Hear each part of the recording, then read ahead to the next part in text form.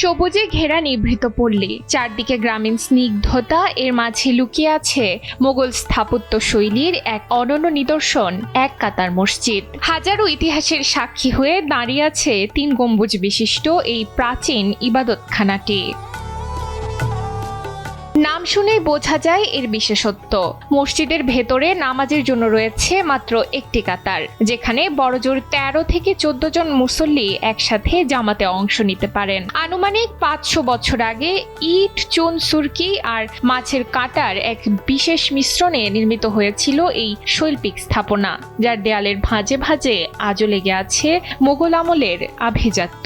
এই মসজিদটার গোড়াপত্তন কবে হয়েছে সে নিয়ে অনেক দ্বিধাদ্বন্দ্ব আছে। তবে এখানে যারা এই মসজিদটা তৈরি করছেন ওনারা এই এলাকার জমিদার ছিল এবং আজ থেকে আনুমানিক 5 থেকে 600 বছর আগেই এটার তো তৈরি হয়।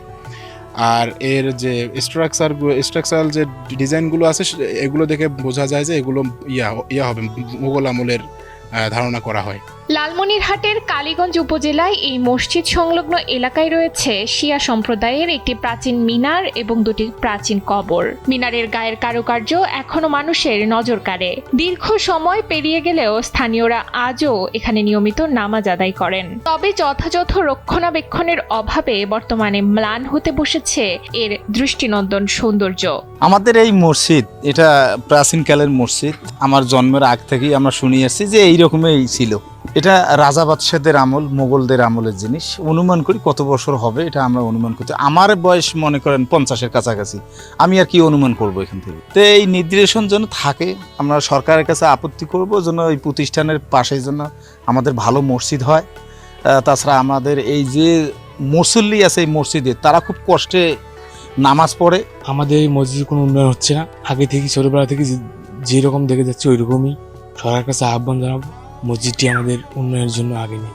স্থানীয়দের অভিযোগ, সংস্কারের অভাবে বিলুপ্তির পথে এই অমূল্য প্রত্নসম্পদ। নেই উন্নত যাতায়াত ব্যবস্থা কিংবা সরকারি কোনো উদ্যোগ। এলাকাবাসীর দাবি মসজিদটিকে প্রত্নতাত্ত্বিক সম্পদ হিসেবে ঘোষণা করে দ্রুত সংস্কার করা হোক। লালমনিরহাট থেকে তন্ময় আহমেদ নয়নের পাঠানো তথ্যচিত্রে ডেস্ক রিপোর্ট, নুসরাত তালবিয়া।